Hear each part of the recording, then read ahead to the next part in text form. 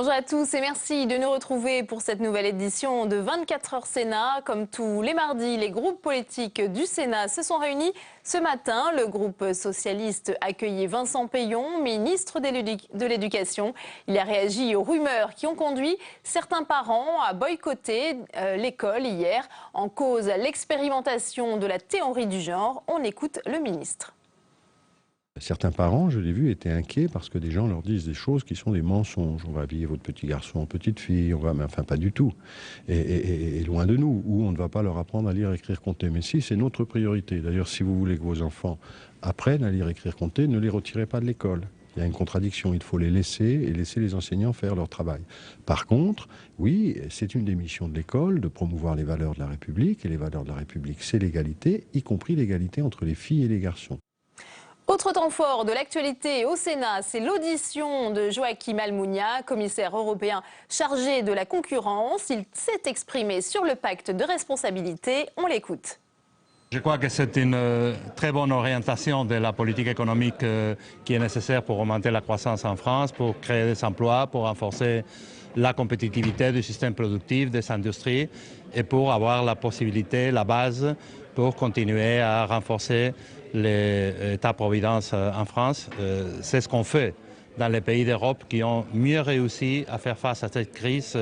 C'est difficile, cela exige des réformes, des sacrifices, mais c'est la voie nécessaire pour regarder le futur avec confiance.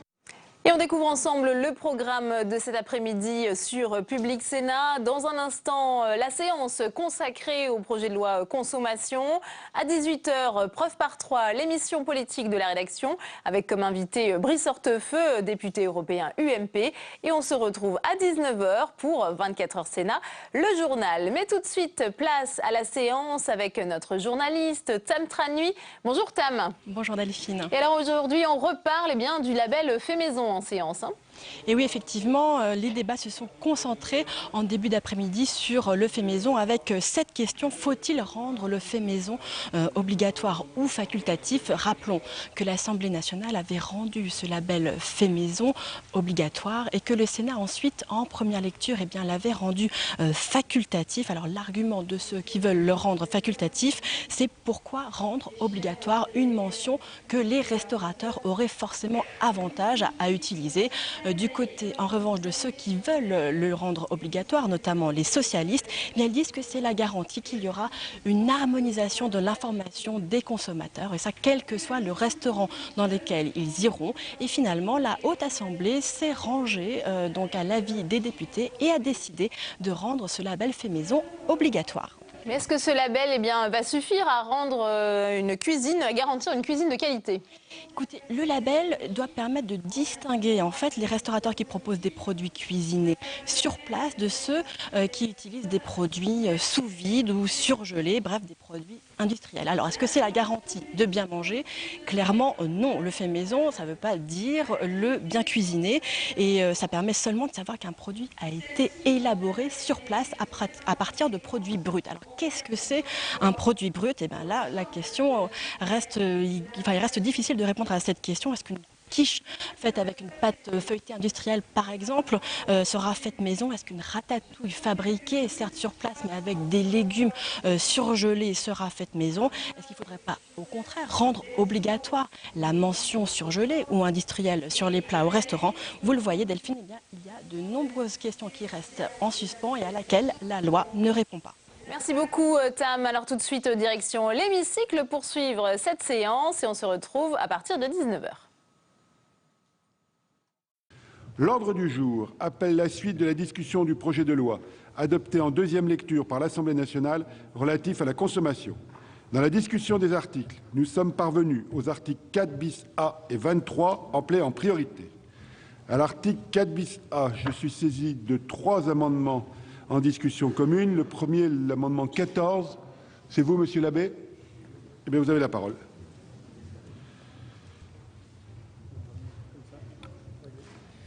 Monsieur le Président, Madame la Ministre, chers collègues, cet amendement vise à revenir au texte issu de la deuxième lecture à l'Assemblée nationale, précisant le caractère obligatoire de la mention fait maison sur les cartes et autres supports présentés par les restaurateurs à leurs clients. Des restaurateurs qui cuisinent maison à partir de produits bruts. Il y en a déjà, et certains d'entre eux le mentionnent sur leurs cartes et autres supports de communication. Il est vrai également que s'il s'agissait d'une assertion fausse, la répression des fraudes est en capacité d'agir pour publicité mensongère. Toutefois, cette possibilité n'est pas suffisante à mon sens. Comment inciter les professionnels à davantage adopter ce type de pratique, à la valoriser en l'inscrivant sur leurs outils de communication et leurs cartes? Comment répondre à la demande conjuguée des consommateurs et des professionnels de la restauration traditionnelle que soit garantie l'information selon des critères définis et connus de tous, que soient reconnus les savoir-faire des restaurateurs? Par une mention d'obligation assortie d'une définition précise de ce qu'on entend par fait maison. Que l'on aille dans un restaurant ou un autre, on doit pouvoir savoir que la mention fait maison renvoie à des critères établis et vérifiables grâce à l'action de la répression des fraudes. Parallèlement, rendre la mention obligatoire, c'est donner au consommateur une information complémentaire pour qu'il fasse un choix éclairé sur ce qu'il consomme. Merci. Amendement identique 156, Monsieur Vaugrenard. Oui, merci Monsieur le Président. Il s'agit d'aller dans le même sens que Monsieur Labbé. Il s'agit en effet de revenir sur la rédaction du texte voté par l'Assemblée nationale et qui contredit le texte tel qu'il avait été voté par la Haute Assemblée. Donc cet amendement vise à rendre obligatoire la mention « fait maison » sur les cartes ou autres supports pour les personnes ou entreprises qui transforment ou distribuent des produits alimentaires dans le cadre d'une activité de restauration commerciale ou de vente à emporter de plats préparés. De Monsieur Fauconnier.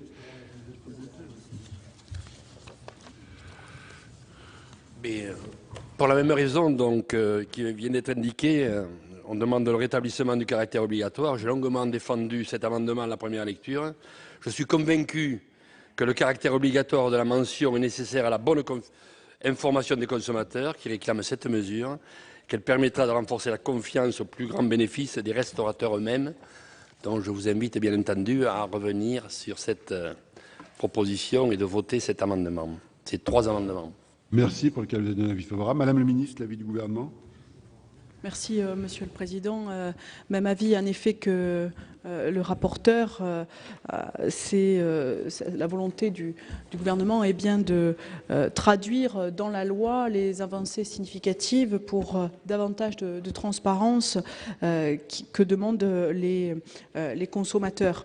Une réglementation facultative existe, mais elle n'a pas de base légale. Ce que nous proposons aujourd'hui, c'est de donner un socle juridique qui permette à la fois d'entraîner un cercle vertueux auprès de la profession, une garantie de lisibilité auprès des consommateurs, et puis la possibilité pour la DGCCRF de contrôler et de garantir l'effectivité de cette mesure. C'est la raison pour laquelle nous sommes favorables à ces amendements. Merci. Je vais mettre aux voix. Explication de vote. Monsieur Lenoir. Monsieur le Président, Madame la Ministre, mes chers collègues, cette question a été l'objet de longs débats devant la Commission des affaires économiques qui a fait un autre choix, c'est le texte qui nous est proposé. Franchement, réunir les conditions pour que soit certifié que les plats sont faits maison relève de l'exploit, compte tenu de tous les produits qui peuvent entrer en ligne de compte. Alors vraiment, je comprends qu'on veuille protéger le consommateur, mais là, franchement, on va un peu loin. Qu'un restaurateur mette sur sa carte que tel plat est fait maison, très bien. À ce moment-là, si ça n'est pas le cas, le service administratif compétent ira le contester. J'ai un exemple dans ma mémoire qui se rapporte à une ville que je connais bien, puisque c'est celle dont je suis le maire aujourd'hui, et qui a une particularité, c'est la capitale mondiale du boudin noir, Mortagne-au-Perche. Il y avait un charcutier qu'on appelait le roi du boudin, qui vendait du boudin fermier. Le service de la répression des fraudes à l'époque est venu contester cette appellation du fait que dans sa boutique, il n'était pas dans une ferme. Et finalement, l'administration a perdu. Et le bon sens l'a emporté devant les tribunaux. Là, dans cette affaire, franchement, mes chers collègues, faisons preuve de bon sens. Si un restaurateur réunit les conditions pour présenter un plat qualifié de fait maison, eh bien, il en prend la responsabilité. Mais ça ne veut pas dire qu'il y ait une obligation. Je crois que c'était le fond du débat. Soulageons quand même nos entreprises artisanales, commerciales, etc., de ce genre de tracas. Si, Monsieur Cornu. Oui, Monsieur le Président, moi je partage effectivement le même avis que notre collègue Nolnoir et je n'ai pas bien compris les explications pour donner un avis favorable de Madame le Ministre. Actuellement, en fait, là, l'amendement, c'est pour le rendre obligatoire.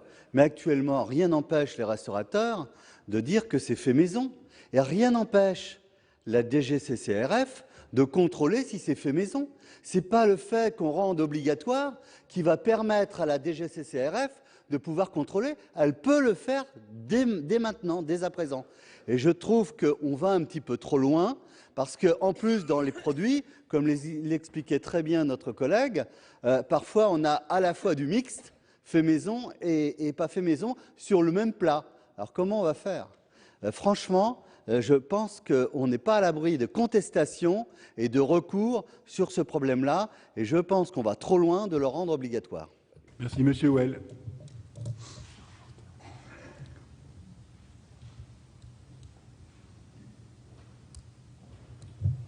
Monsieur le Président, Madame la Ministre, mes chers collègues, on va encore créer un surplus de tracasseries à des restaurateurs. C'est encore ajouter une norme à des normes. Très sincèrement, qu'on m'explique, même dans un plat fait maison, il y a des choses qui peuvent y échapper. Simplement, dans les meilleures cuisines qu'on peut trouver en ce moment en France, dans les plus grands étoilés, on a oublié comment on faisait un fond de veau avant. On a oublié comment on faisait un fumet de poisson avant. Ça, c'était de vraies pratiques de la maison, des pratiques qui se faisaient sur le restaurateur et qu'il restait à travailler. Et puis, Madame la Ministre, tout simplement, le restaurateur, il peut mettre un plat fait maison, et puis quand le client voudra s'adresser à lui, il lui dira bah, « je suis désolé, il n'y en a plus ».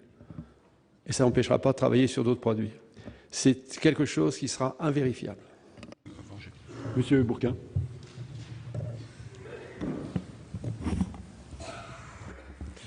Oui, chers collègues, j'ai entendu les arguments sur comment certains bancs de l'Assemblée.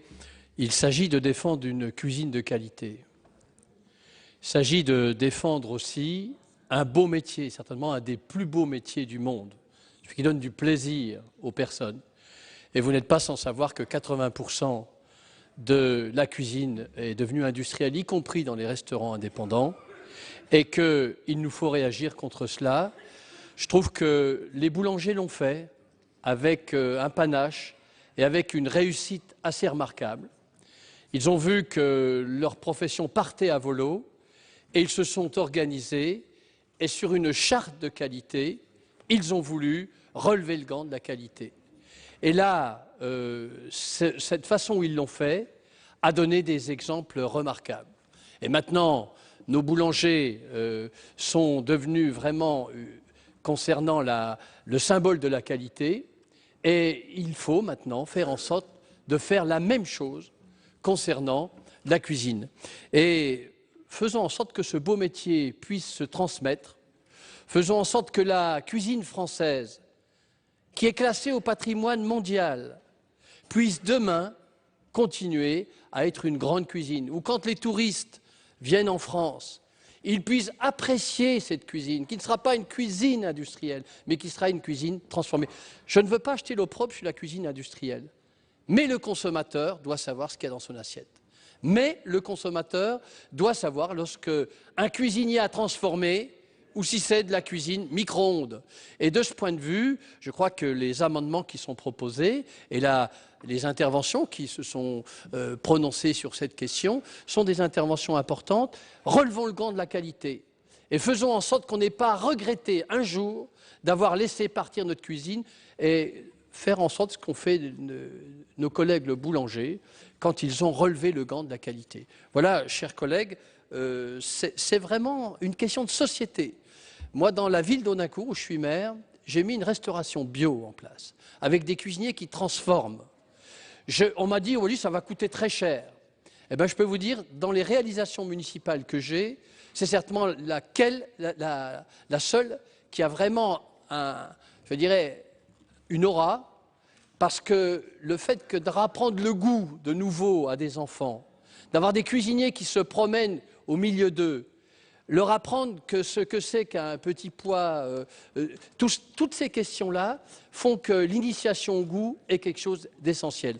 Je dois vous dire que j'ai stoppé immédiatement la restauration collective qui n'a pas toujours été synonyme de qualité. Donc c'est un choix de société qui est fait. Je ne mets pas en cause du tout ce qui peut se faire dans la cuisine industrielle, mais quand vous allez dans un restaurant, vous devez avoir le choix entre une cuisine qui est transformée et une cuisine industrielle. C'est la moindre des choses. Madame Bouchard.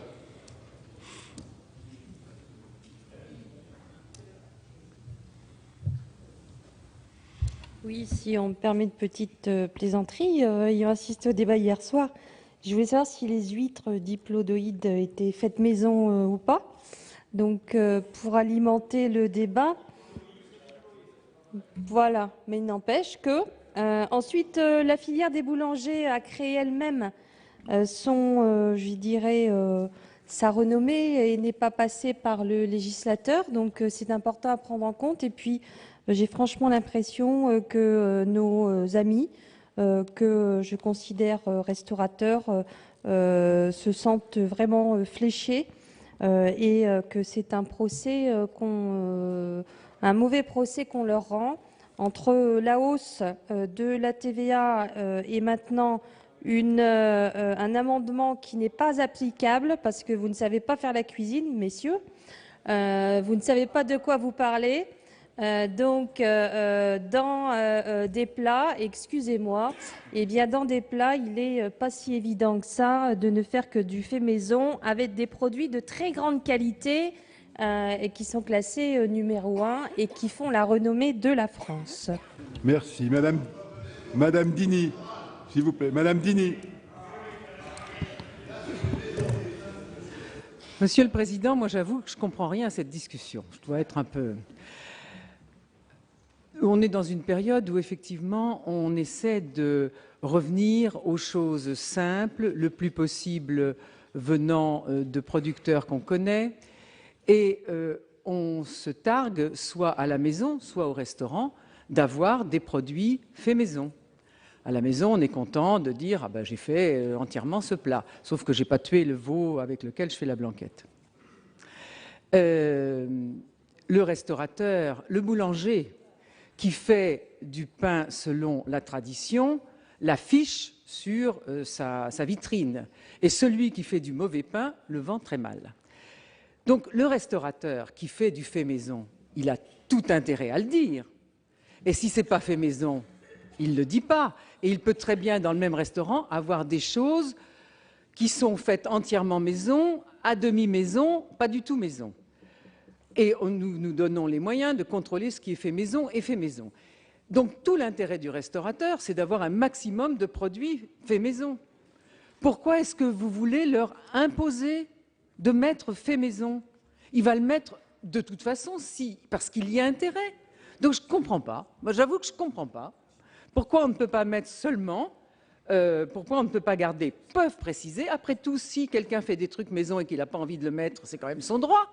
Enfin, je ne comprends pas. Voilà, je dois être complètement idiote, mais je ne comprends pas. Merci. Monsieur Mirassou.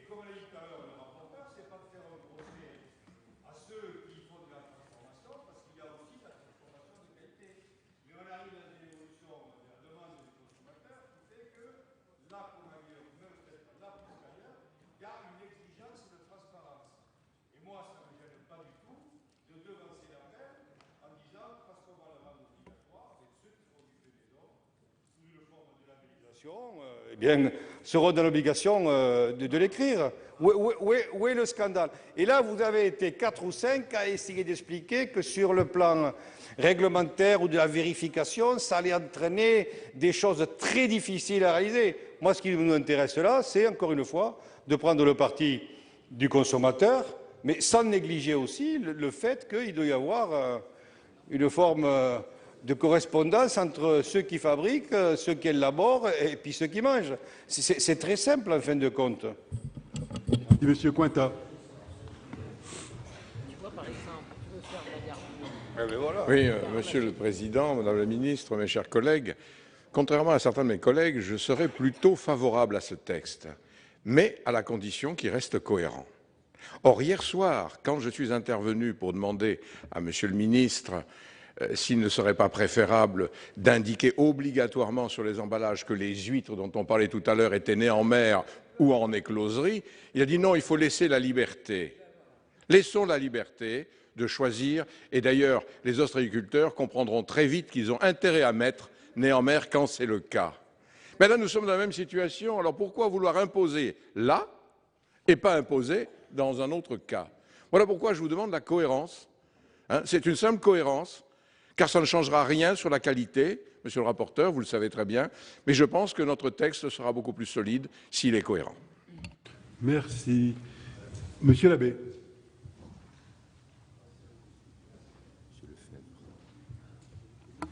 Oui, Monsieur le Président, Madame la Ministre.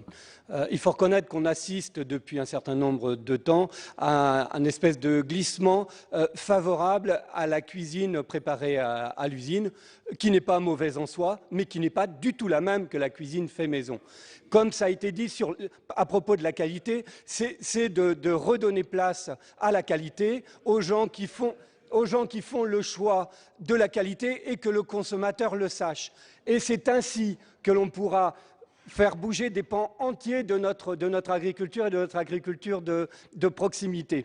Alors je suis très heureux à la fois que les huîtres retrouvent leur place dans le débat aujourd'hui. J'ai connu un certain nombre de frustrations hier, mais c'est la démocratie du fait des positionnements des rapporteurs et du ministre. Aujourd'hui, j'apprécie véritablement le volontarisme bien clair de Madame la Ministre et de Monsieur le rapporteur. Donc j'en suis très très heureux et dans l'intérêt des consommateurs et d'une agriculture et de produits durables et le travail également pour l'emploi. Parce que les restaurateurs, pour en avoir parlé, si la différence n'est pas faite, autant acheter les plats sous vide, les réchauffer, ils ne sont pas si mauvais et on continue comme ça, moins d'emplois, moins de prise de tête à faire le marché et c'est toute une profession qui quelque part est perdue. Alors ce patrimoine, de grâce, sauvons-le. Merci, Monsieur Lefebvre. Merci, Monsieur le Président, Madame la Ministre, mes chers collègues. Première lecture, j'étais déjà intervenu sur ce sujet puisque j'ai eu la chance de grandir dans un restaurant et la cuisine française, je connais un petit peu. Et je voudrais aussi, à ce niveau, rappeler que dans le cadre du rapport annuel que je rends au sein de la Commission des lois sur le programme 134, économie et emploi et tourisme, j'ai eu l'occasion d'alerter le ministre de la Consommation sur les difficultés des contrôles de services de répression des fraudes et notamment, on est au cœur dans ce sujet, comment vérifier l'appellation maison par ces services. Donc je crois qu'on est en train effectivement de mettre en place quelque chose qui sera totalement inapplicable. C'est à peu près compréhensible. Une fois qu'on dit ça, il faut aller dans le détail. Expliquez-moi si je vais prendre la recette de l'île flottante.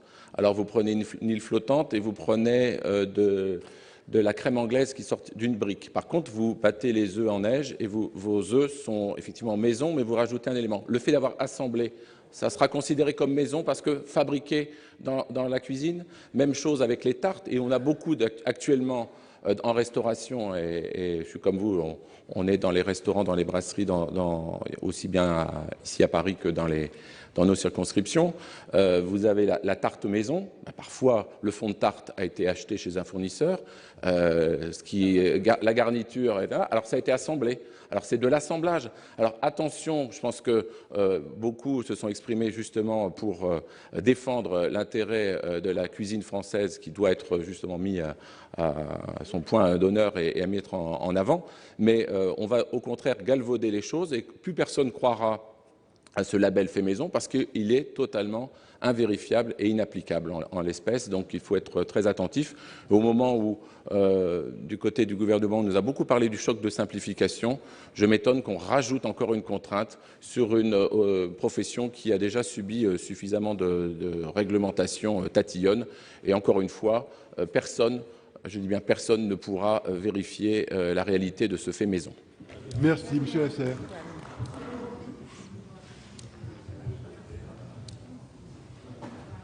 Non, très rapidement dans cette affaire-là. Et si on faisait confiance aux professionnels? Et si on faisait confiance aux opérateurs, aux restaurateurs, à toutes les personnes dont on pense qu'il faut leur administrer de la contrainte pour qu'elles prennent un chemin acceptable? Vous savez, les professionnels qui feront le choix du fait maison, ils feront des efforts. Bien entendu, il faudra les encadrer, il faudra vérifier, mais ils font un choix d'exigence. Bien entendu, ils font un choix qui, en lui-même, est un avantage concurrentiel par rapport à tout le reste. Et moi je crois, mais c'est un peu ce qui nous différencie, moi je crois que nous aurions intérêt, pour une fois, à faire confiance aux opérateurs et à leur dire: si ce choix que vous faites, vous considérez que c'est une marque de votre établissement, si c'est profitable au fonctionnement de l'établissement, et faites-le.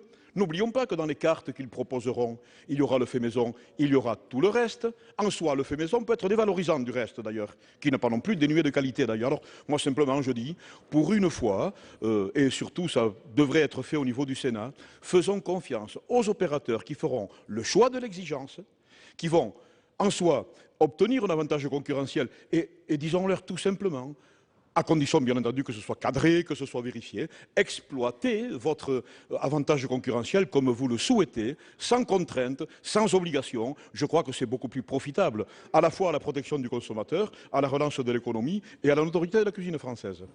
Merci. Monsieur Lecam. Monsieur le Président, Madame la Ministre, chers collègues, première lecture, nous étions restés très en retrait, voire quasi hostiles au fait maison, notamment à son caractère obligatoire. En effet, comme le disait très justement Madame Dini, si quelqu'un fait du fait maison, c'est à lui de savoir s'il veut le mettre ou pas. S'il a le moindre doute, parce qu'il a semé quelques petites granules sucrées sur son dessert qui ne sont pas faites maison ou autres exemples qui ont été cités, il peut très bien ne pas le faire. Je ne vois pas comment on le condamnerait à quoi que ce soit. Hein, c'est impossible. Par contre, ce qui est vertueux, c'est d'inciter le maximum de gens qui prétendent faire de la cuisine à écrire le fait maison, donc avoir l'autorisation et le label fait maison sur leur menu. Ayant été classé du côté des fabricants industriels d'alimentation dans une certaine revue que je ne citerai pas, voire du côté de la malbouffe, ce que nous n'avons jamais été, je préfère à la limite soutenir le caractère obligatoire de ce projet de loi dans le cadre du fait maison. Pour autant, on sait très bien que celui-ci est difficilement pénalisable. Merci. Donc nous voterons l'amendement de M. Labbé. Bien, plus personne ne demande la parole. Donc je suis saisi d'une demande de scrutin public par le groupe socialiste sur les amendements numéro 14, 156 et 355 à l'article 4 bis A. Je vous rappelle que l'avis de la commission est donc favorable, l'avis du gouvernement est favorable. Il va être procédé au scrutin public dans les conditions fixées par l'article 56 du règlement. Le scrutin sera ouvert dans quelques instants.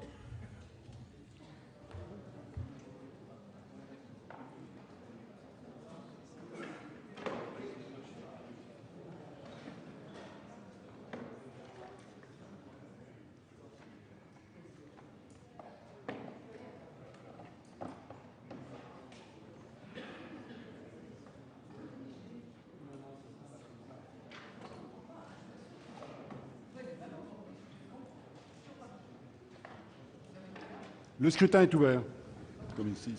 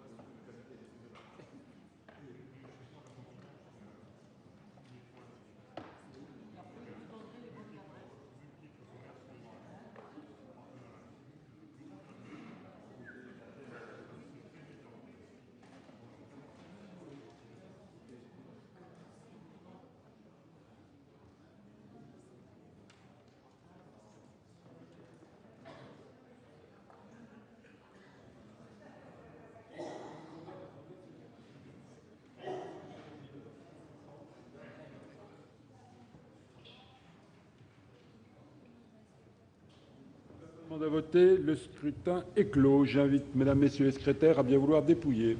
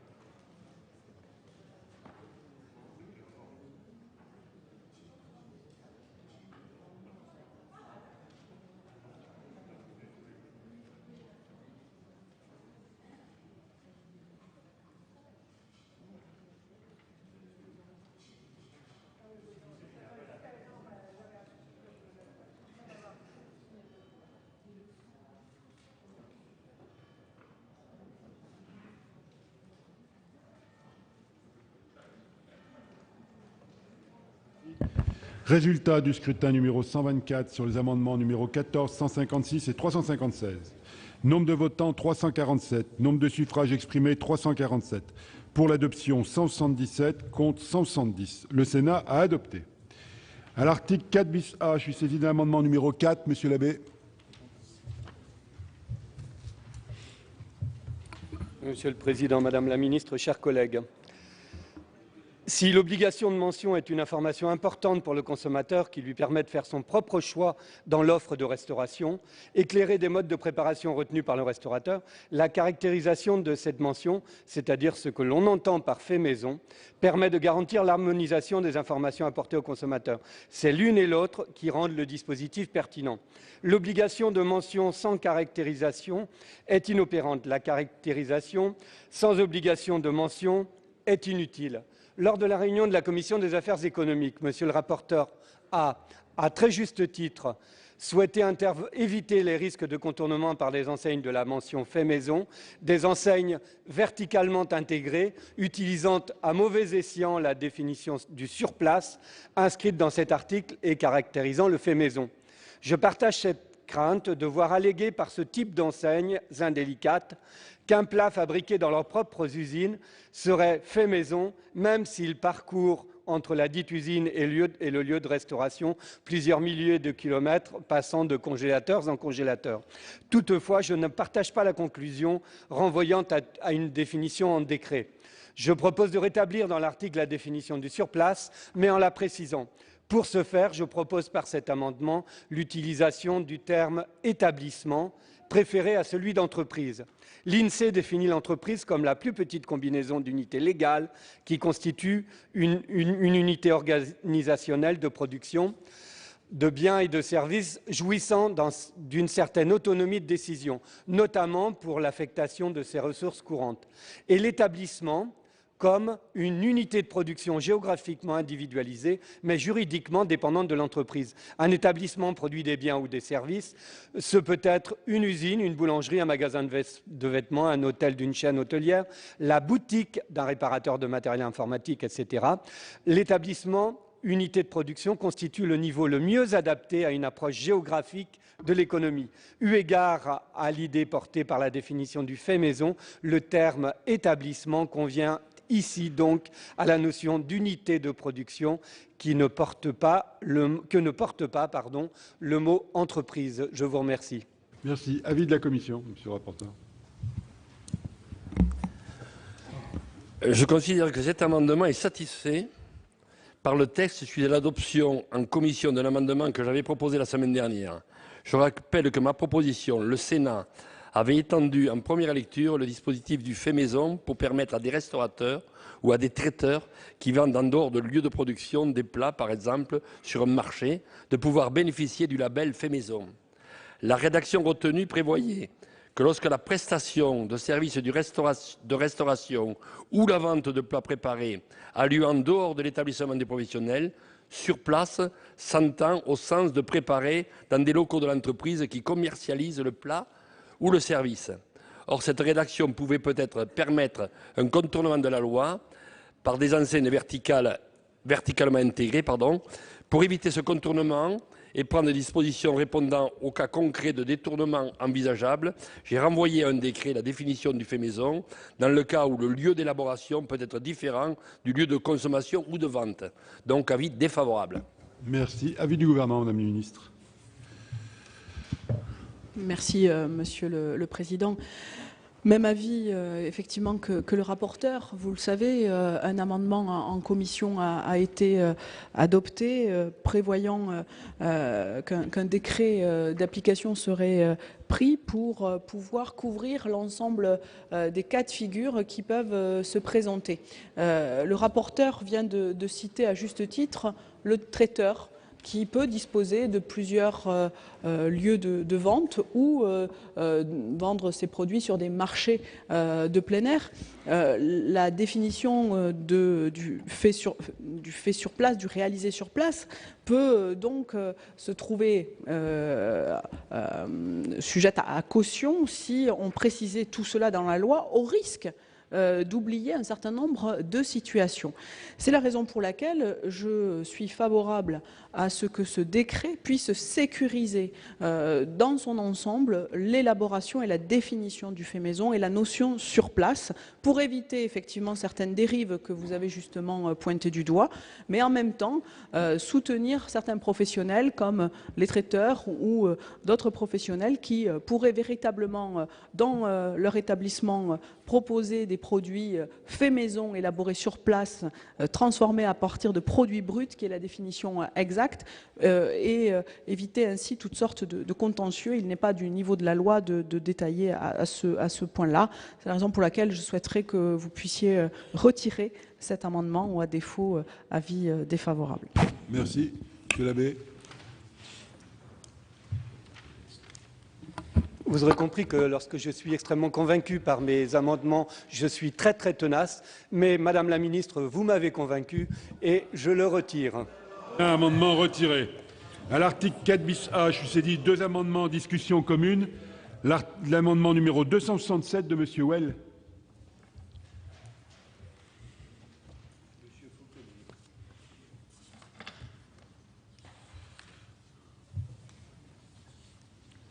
Monsieur le Président, Madame la Ministre, mes chers collègues, bien, c'est tout simplement de supprimer cet alinéa, c'est-à-dire l'alinéa numéro 7. En effet, l'alinéa numéro 7 de l'article 4 bis a pour obligation pour les cartes des restaurateurs de préciser le caractère d'élevage ou sauvage des produits concernant les plats cuisinés à base des produits de la mer. Rien n'empêche donc un restaurateur qui souhaite le faire à porter cette précision sur sa carte. Transformer cette faculté en obligation risque, en revanche, d'être source de difficultés pratiques importantes au quotidien pour ces établissements, d'autant que le non-respect de cette règle d'affichage fera l'objet d'une sanction financière lourde et disproportionnée par rapport aux enjeux de protection du consommateur. Merci. Amendement identique de Monsieur Fauconnier. Même amendement. Donc, dans un élan de générosité, la Commission des affaires économiques a voté la semaine dernière l'affichage obligatoire du caractère d'élevage ou sauvage des produits de la mer entrant dans la composition des plats. Cette disposition pose des problèmes pratiques importants pour les restaurateurs, dont je ne rajoute rien à l'argument que vous avez donné. Je donne donc un avis favorable à la suppression, bien sûr. Merci. Avis du gouvernement, Madame la Ministre. Même avis que Monsieur le rapporteur, avis favorable sur cet amendement. En effet, l'objectif du dispositif, c'est un outil simple, vérifiable, et ne pas ajouter des mentions, même si on peut comprendre l'objectif, qui deviendrait illisible à la fois pour nos consommateurs, mais aussi pour nos touristes étrangers. Donc, avis favorable à ces amendements. Bien, je vais mettre aux voix ces 2 amendements 267, 343. Oui. Explication de vote, Monsieur Labbé.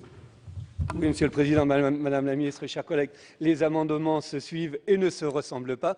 En commission des affaires économiques, on avait adopté cet amendement et j'en étais très satisfait. Je pense au contraire qu'il peut être applicable dans l'intérêt des consommateurs. Pour en avoir aussi discuté avec des restaurateurs, bon, je sens que je serai minoritaire, mais je m'opposerai à cet amendement. Monsieur Well.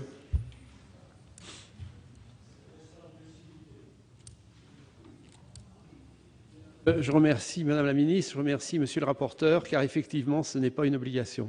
Et croyez-moi que le restaurateur, lorsqu'il aura le choix dans ses achats, sauvages ou pas sauvages, il mettra le sauvage parce que c'est suffisamment rare. Et puis, ma foi, le prix l'explique. Donc, ça serait suffisante. Il y a une chose que je voudrais... C'est pas le jour, c'est pas dans le texte, mais je voudrais souligner que la profession de restaurateur est une des rares professions où il n'y a aucune possibilité, aucune inscription à quoi que ce soit. C'est-à-dire que pour être coiffeur, il vous faut passer un BP, un CAP et un BP, un brevet, que pour être restaurateur, ce n'est pas nécessaire. Ça veut dire qu'on pourrait arriver à empoisonner 100 personnes sans en avoir à se contrarier, alors qu'en fait, on aurait besoin à faire un statut aux restaurateurs. Et je crois que le statut d'artisan restaurateur devrait être étudié un prochain jour dans notre hémicycle. Merci. Plus de demandes de parole, donc je vais mettre aux voix ces deux amendements pour lesquels la Commission a présenté aussi un avis favorable. Le gouvernement est favorable. Ceux qui veulent bien adopter ces amendements veulent bien lever la main. Ceux qui sont défavorables, ils sont adoptés. Je vais donc mettre aux voix cet article 4 bis A. Demande de parole, d'explication de vote, je n'en vois pas.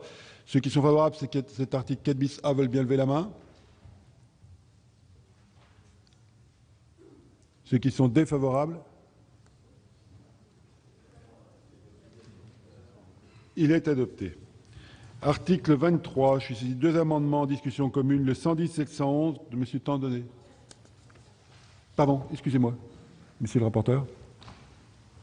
Avant l'article, je voudrais un petit peu rappeler le travail qu'a fait le Sénat depuis le début sur ce sujet.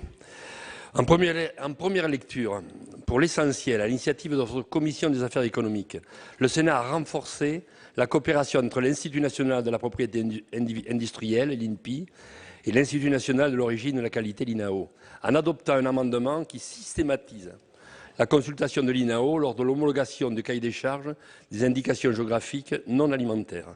Afin de ne pas ralentir les processus d'homologation des cahiers des charges des indications géographiques, nous avons donné 3 mois à l'ensemble des organismes consultés dans le cadre de la procédure d'homologation, collectivités territoriales, groupements professionnels, etc., pour donner leur avis, faute de quoi ils seraient réputés favorables.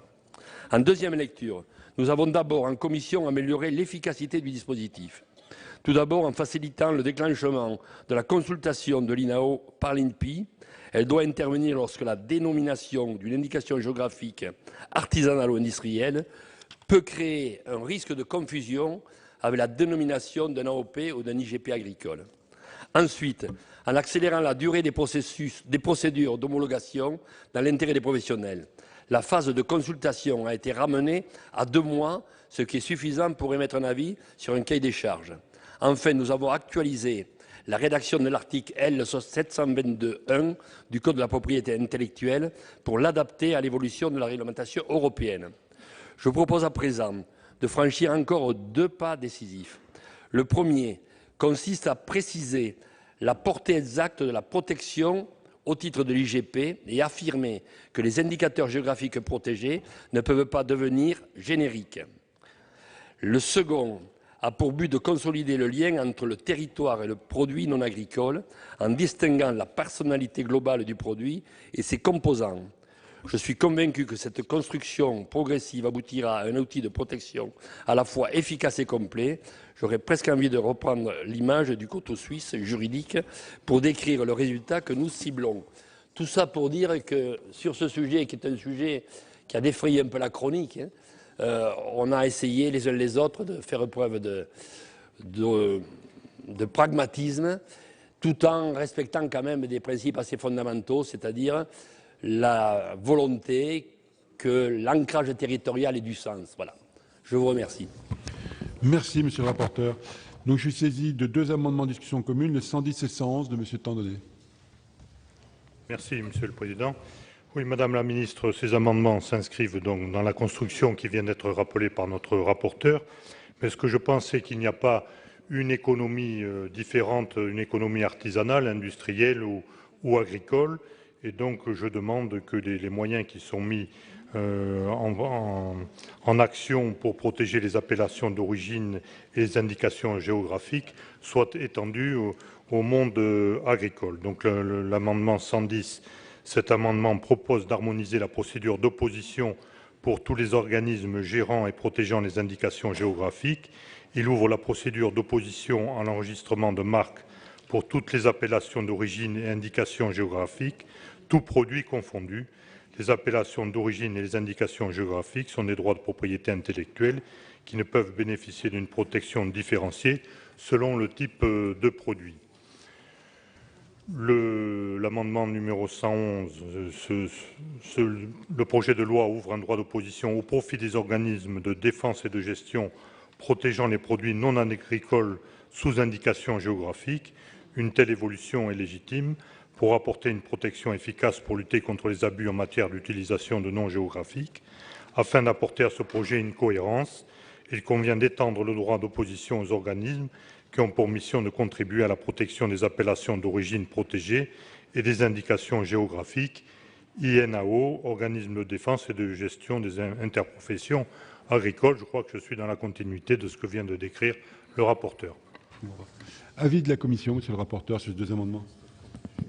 Pour les trois amendements, le même avis. Hein. Cette question sera abordée lors du débat sur la loi agricole, à l'article 10 et au suivant. Donc je crois qu'il n'y a pas lieu aujourd'hui de s'étendre là-dessus. Et donc je vous donne rendez-vous sur ce sujet-là en avril. Avis défavorable ou retrait. Avis du gouvernement, Madame la Ministre. Qu'est-ce qu'il a dit pour l'avis ? Merci, Monsieur le Président.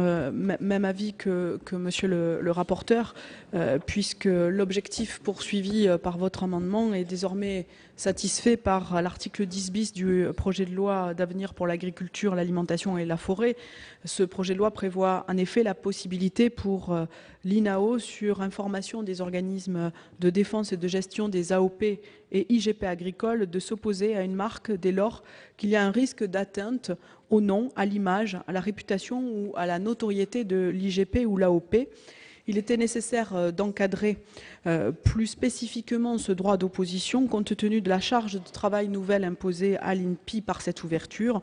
Je suis donc défavorable à cet amendement qui viendrait remettre en cause l'équilibre du texte pris dans le cadre de la loi d'avenir pour l'agriculture et constituerait un risque d'incohérence entre les deux textes. Si je mets au voie l'amendement 110, explication de vote. Je n'en vois pas. Donc, amendement 110, avis défavorable de la Commission, défavorable du gouvernement. Ceux qui sont favorables à cet amendement veulent bien lever la main. Ceux qui sont défavorables, il n'est pas adopté. Par la même conclusion, le 111 tombe. Amendement 112, Monsieur Tandré. Je le retire. Retiré, c'est bien. Amendement 67 rectifié, Monsieur Mazard. Oui, Monsieur le Président, Madame le Ministre, mes chers collègues, cet amendement a deux objectifs. Tout d'abord, de supprimer donc, dans cet article la référence au savoir-faire traditionnel. Il faut savoir qu'en première lecture à l'Assemblée nationale, ce n'était pas le savoir-faire traditionnel qui avait été mentionné sur le projet, mais c'était le savoir-faire historique.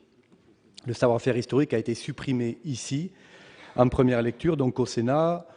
Il a été considéré que la loi n'avait pas à indiquer, en donner un exemple des caractéristiques pouvant être prises en compte par l'INPI pour valider une IG produit manufacturé. Aujourd'hui, donc en deuxième lecture à l'Assemblée nationale, il nous est proposé donc le savoir-faire traditionnel. Donc c'est la même argumentation que nous avions développée en première lecture au Sénat. On n'a pas à donner un exemple ici, le savoir-faire traditionnel, qui plus est un terme dont d'aucuns s'accorderont à dire qu'il ne correspond à aucune réalité juridique. Donc ça, c'est le premier point. Second point, cet amendement vise à intégrer dans le cahier des charges qui va être rédigé par les professionnels et soumis à l'INPI un argumentaire sur le lien entre le produit et son aire géographique. Nous savons que c'est un élément très important sur lequel donc j'insiste, puisque un IG n'existe que s'il y a un lien entre le produit et son territoire, son terroir.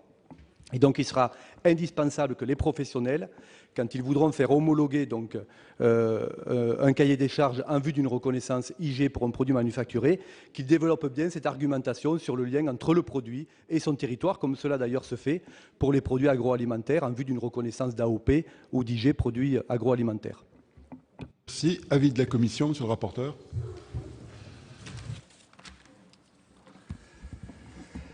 Cet amendement peut, pour les non-initiés, sembler introduire une condition redondante et pourtant il me semble parfaitement clair et opérationnel.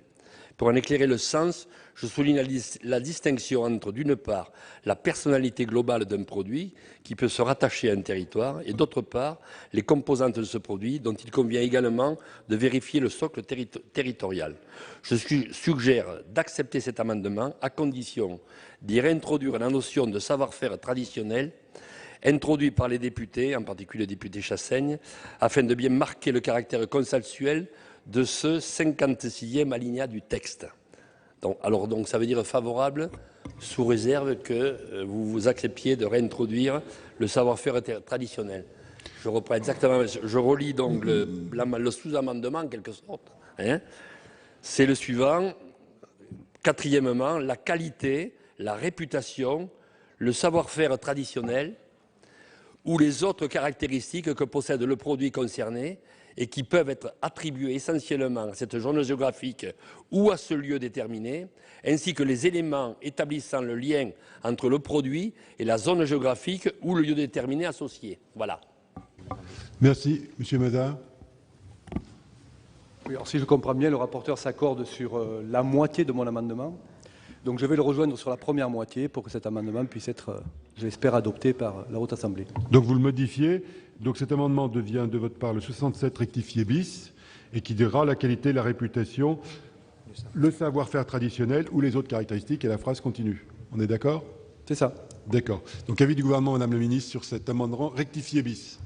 Amendement, avis favorable du gouvernement sur cet amendement ainsi rectifié. Merci. Donc je vais mettre en voie cet amendement 67 rectifié bis. Explication de vote. Je n'en vois pas. Ceux qui sont favorables à cet amendement veulent bien le montrer en levant la main. Ceux qui sont défavorables, il est adopté. Je suis saisi d'amendement 337 rectifié de Monsieur Fauconnier. Monsieur le rapporteur, vous avez la parole.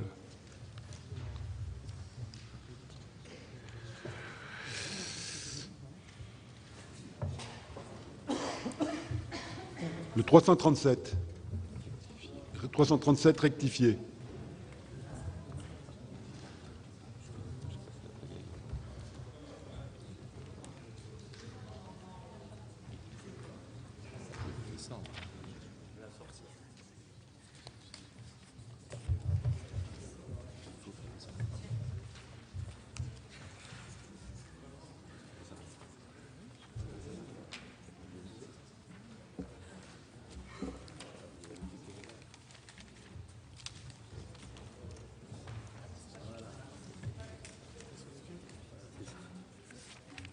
Ok. On va y arriver. Donc cet amendement se découpe en deux en quelque sorte. Et cet amendement vise à intégrer les dispositions relatives à la protection des indications géographiques IG dont bénéficient d'ores et déjà les appellations d'origine protégée AOP et les indications géographiques protégées IGP agricoles en vertu du règlement européen N numéro 1151 de 2012, du 21 novembre 2012. L'occasion est propice à harmoniser les niveaux de protection en évitant de multiplier les régimes distincts. Je fais observer que le présent projet de loi, à ce stade, ne contient aucune disposition sur le niveau de protection dont bénéficieront les futurs IG pour les produits manufacturés, alors même que les règles de droit commun en matière de fraude et de protection des consommateurs ont montré leurs limites. De plus, les textes internationaux et européens sur les IG définissent la manière explicite le niveau de protection dont peuvent bénéficier ces derniers. Il en va ainsi de l'accord OMC-APIC sur les aspects des droits de propriété intellectuelle qui concernent le commerce dans le cadre de l'Organisation mondiale du commerce, avec deux niveaux de protection, dont l'un plus élevé pour les vins et spiritueux. de la Convention de Lisbonne pour la protection des appellations d'origine et l'enregistrement international, dont la France est partie prenante, ainsi que les règlements de l'Union européenne pour les IG agroalimentaires, vitivinicoles et les spiritueux, qui établissent un haut niveau de protection. La deuxième partie de l'amendement que je vous indiquais au départ traduit l'idée que les indications géographiques protégées ne peuvent pas devenir génériques. J'ai précisé la rédaction sur ce point. Donc je vous lis surtout le deuxième point, puisque le premier va faire l'objet probablement d'un débat entre la Commission et le ministre. Le petit 2, c'est l'indication géographique dont le cahier des charges a été homologué dans les conditions prévues par les dispositions de la présente section ne peut jamais être considéré comme présentant un caractère générique et tomber dans le domaine public. Voilà. Et le reste, c'est simplement une actualisation des procédures, disons, agricoles à la propriété intellectuelle. Merci. Avis du gouvernement, Madame le ministre. Merci, Monsieur le Président. En effet, un amendement qui finalement comporte deux aspects. Sur le premier, vous proposez d'introduire un système de protection spécifique pour les indications géographiques en reproduisant le dispositif décrit par le règlement européen du Parlement européen et du Conseil du 21 novembre 2012 relatif aux signes d'origine agricole. Ce que vous proposez est en réalité largement couvert par ce qui est prévu par le droit français, notamment à l'issue du présent projet de loi.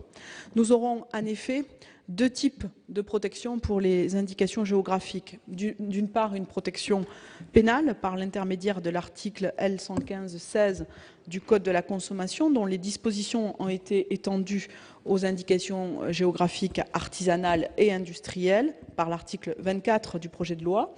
Les indications géographiques bénéficient également de la protection des dispositions du Code de la consommation en matière de pratiques commerciales trompeuses, de tromperie du consommateur et de tromperie sur l'origine.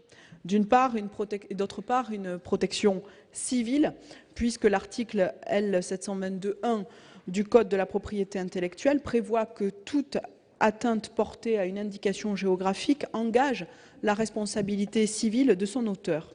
Ainsi, l'ensemble de ces dispositions, qui sont assorties de sanctions pénales et civiles, permet de couvrir les cas d'atteinte mentionnés par le règlement européen sur les IGP AOP agricoles est repris par l'amendement.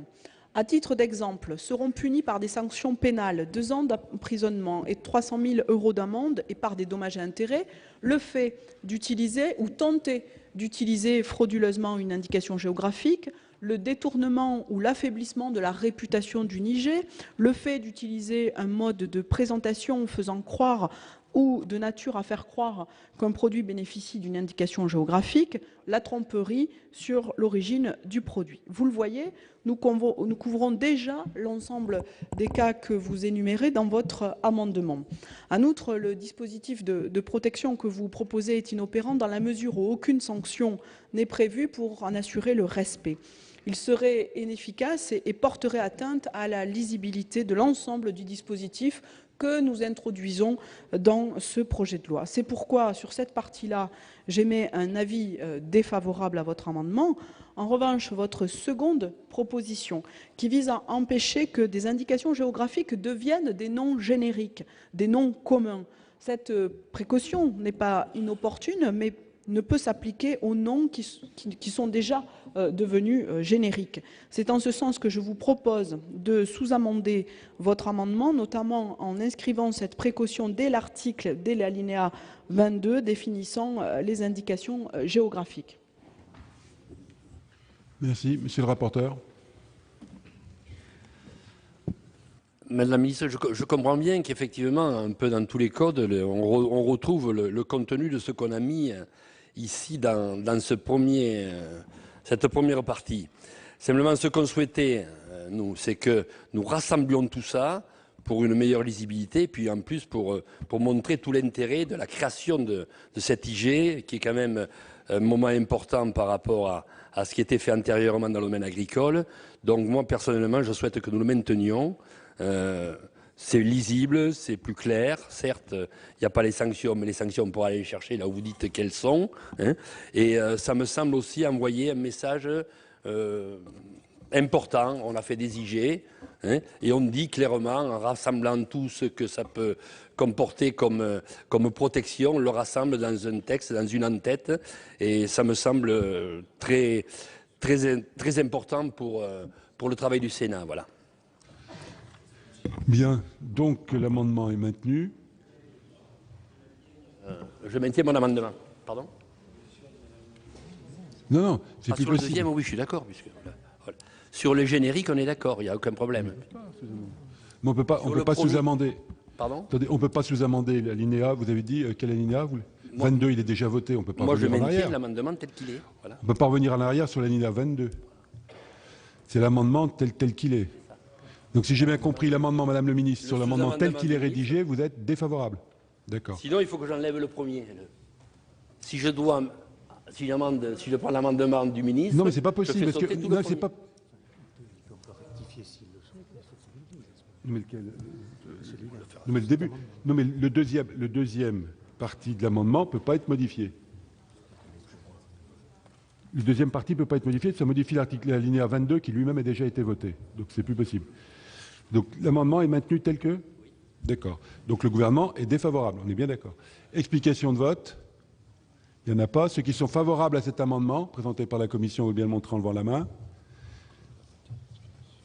Ceux qui sont défavorables, l'amendement est adopté. Je vais donc mettre aux voix cet article 23. Explication de vote. Est-ce qu'il y en a ? Oui, madame.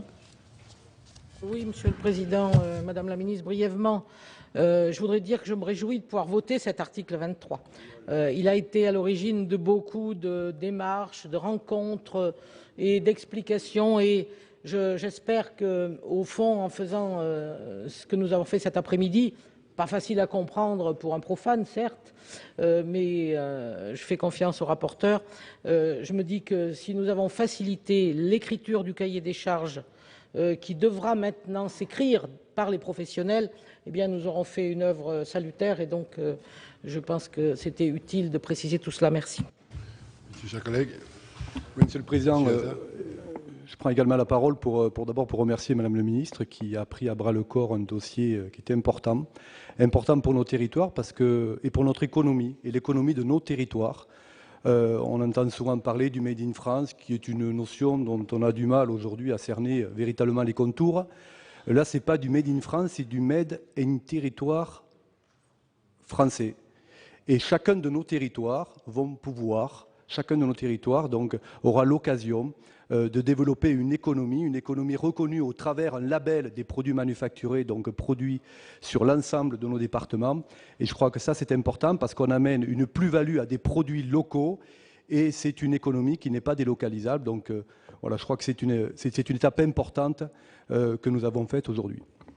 Merci. Une personne demande la parole. Donc je me voix cet article 23. Ceux qui sont favorables veulent bien lever la main. Ceux qui sont défavorables, l'article 23 est donc adopté. Nous revenons, mes chers collègues, au cours normal de la discussion. Et à l'article 4, nous sommes parvenus à l'amendement numéro 202. Amendement 202, c'est Monsieur Lecam. Monsieur le Président, Madame la Ministre, Monsieur le Ministre, chers collègues, avec cet amendement, nous demandons en effet que le prix d'achat aux producteurs, aux distributeurs et aux consommateurs soit connu.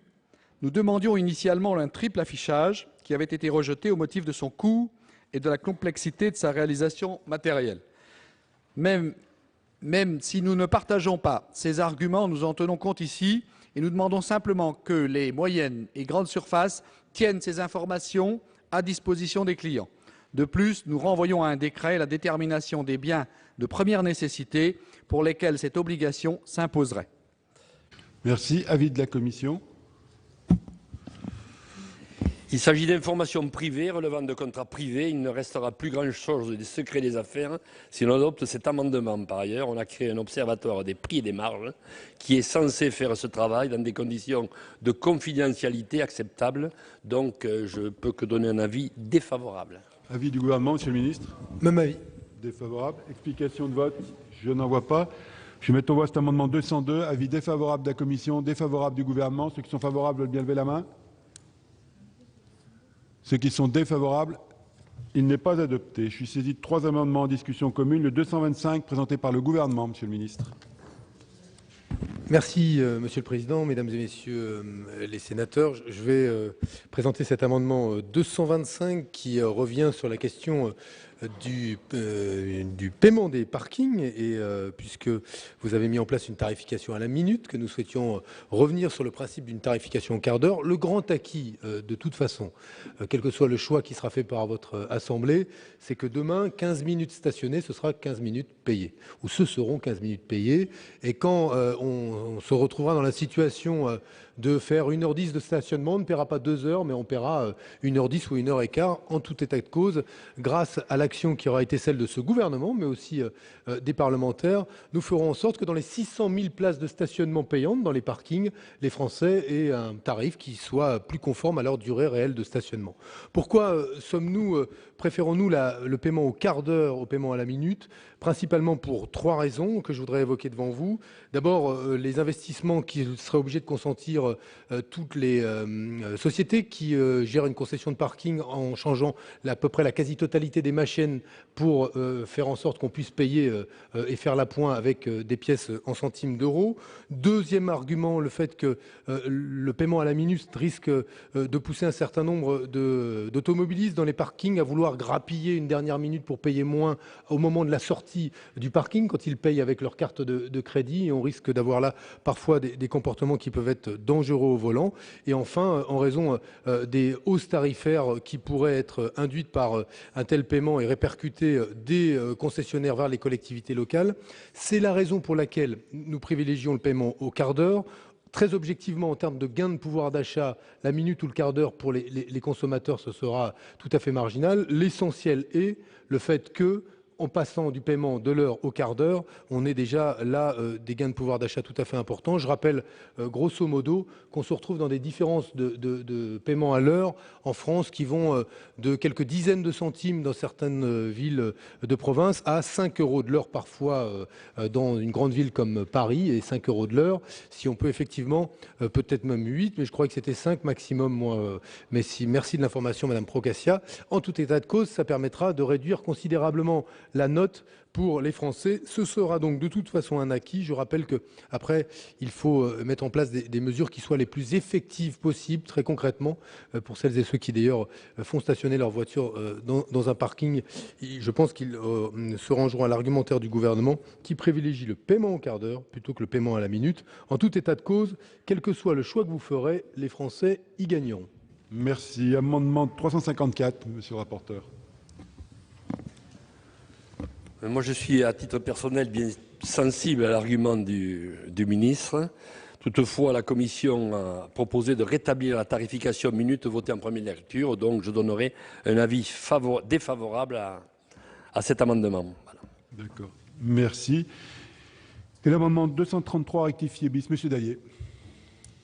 Merci, Monsieur le Président. Monsieur le Ministre, mes chers collègues, je voudrais tout d'abord remercier la Commission d'avoir repris l'amendement que nous avions d'ailleurs adopté à l'unanimité en première lecture et que le Sénat avait d'ailleurs adopté il y a quelques mois, si ce n'est quelques années, dans un autre texte. Et cet amendement n'avait pas prospéré, mais vous voyez que le Sénat fait preuve de ténacité sur le sujet. Monsieur le Ministre, allons-y pour le paiement à la minute.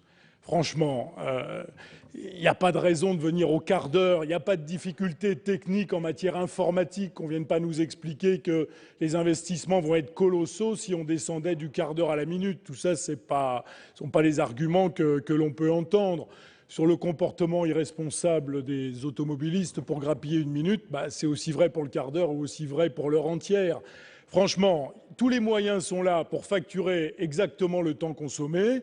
Je pense que c'est la logique même. Alors, j'ai quand même un regret, puisqu'effectivement, la Commission des affaires économiques a repris l'amendement qui avait été adopté en première lecture et que j'avais déposé, si ce n'est que l'Assemblée nationale, si elle est revenue au quart d'heure, il y avait une avancée, puisque au lieu du 1er janvier 2016, on était sur la mi-2015. Et donc, je vous propose d'aller encore un peu plus loin, de conserver la minute et de raccourcir le délai pour la mise en œuvre de cette disposition. Merci. Avis de la Commission sur le 233. Est-ce que vous avez donné votre avis sur le suivi du gouvernement? Pour rétablir effectivement au 1er juillet 2015, Moi, j'ai présenté un amendement, donc je peux qu'y être favorable. Hein. Voilà. Simplement, comment on ne me l'a pas demandé d'ailleurs. Pardon? Le 354. Donc l'amendement 354, la Commission des affaires économiques a voté la semaine dernière l'entrée en vigueur des dispositions relatives au parking public du 1er juillet 2015. Il est resté cependant une scorie dans le texte puisque l'alinéa 31 prévoyait pour sa part une entrée en vigueur en 2016. Cet amendement fait disparaître cette erreur et institue clairement une entrée en vigueur au 1er juillet 2015. Voilà. Donc vous êtes défavorable à celui de M. Dallier? D'accord. Avis du gouvernement, Monsieur le ministre, sur ces deux amendements. Oui, pour réagir à ce que vient de dire M. Dallier. Bon, c'est sous cette majorité qu'on sera passé du paiement à l'heure, au quart d'heure ou à la minute, pas sous la précédente. Je note cela. Je suis persuadé que vous auriez pu nous dire le paiement à la seconde, vous auriez fait le paiement à la seconde. Sauf que la réalité, c'est qu'on va faire le paiement au quart d'heure ou à la minute sous cette majorité. Donc ce que je vous demande, c'est au moins de reconnaître que quand je développe des arguments, ce sont des arguments qui tiennent compte des réalités et que je n'invente pas pour essayer de privilégier la solution du gouvernement. Je cherche à tenir compte de ce qui se passe. Cela étant dit, je vais vous rassurer sur un point. Moi, je suis favorable à l'amendement de M. Fauconnier sur le fait qu'on maintienne la date du 1er juillet 2015, quelle que soit la solution que vous reteniez, que ce soit la minute ou le quart d'heure. La volonté de ce gouvernement, c'est que l'impact sur le pouvoir d'achat des ménages soit le plus rapide possible. Donc je voulais le dire, je maintiens mon amendement au quart d'heure, mais si tant est que cet amendement a été rejeté et que vous privilégiez le paiement à la minute, je me rallierai à l'amendement de M. Fauconnier et celui que vous avez déposé aussi pour faire en sorte que le 1er juillet 2015, la solution qui sied à votre Assemblée soit mise en œuvre. Bien. Donc, d'accord. Explication de vote sur un moment. Madame Bochard. Oui, monsieur, je l'avais prêt. Oui, Monsieur le Ministre, je voulais comme je voulais confirmer hier soir, revenir sur le stationnement à la minute, vous dire simplement que dans ma collectivité, nous avons le quart d'heure gratuit et que dès le mois de février, nous mettons en place le stationnement aux 6 minutes. Donc, et que ça ne pose aucun problème au niveau technique, puisque les grands groupes qui ont les parkings de stationnement ont juste un réglage à faire et n'ont pas à changer la pièce. C'est juste une question technique qui est intégrée dans leur dispositif et qu'ils ont déjà maintenant sous la main. Donc ça ne les perturbe pas plus que si on passe le stationnement à la minute ou au quart d'heure, ils ne seront pas perturbés plus que ça, puisque techniquement tout passe aujourd'hui avec les nouvelles technologies. Donc je voulais insister sur ce point, sauf peut-être des parcs vieillissants, mais on n'en voit plus beaucoup aujourd'hui et surtout à Paris. Je tiens à le dire, puisque étant usagère occasionnelle des parkings parisiens, eh bien, je dirais que le pouvoir d'achat est rudement atteint, en tous les cas, par rapport au prix de l'heure qui est indiqué et qu'il n'est pas juste, je le disais encore hier soir, que le consommateur déjà surchargé par les frais d'assurance de carburant et d'autres charges sur son véhicule doivent, quand il utilise en tant qu'usager un parking, eh bien, il a 1 heure et 1 minute et il va devoir payer 1 heure et 15 minutes. Ça n'est pas normal. Merci, Monsieur le Ministre.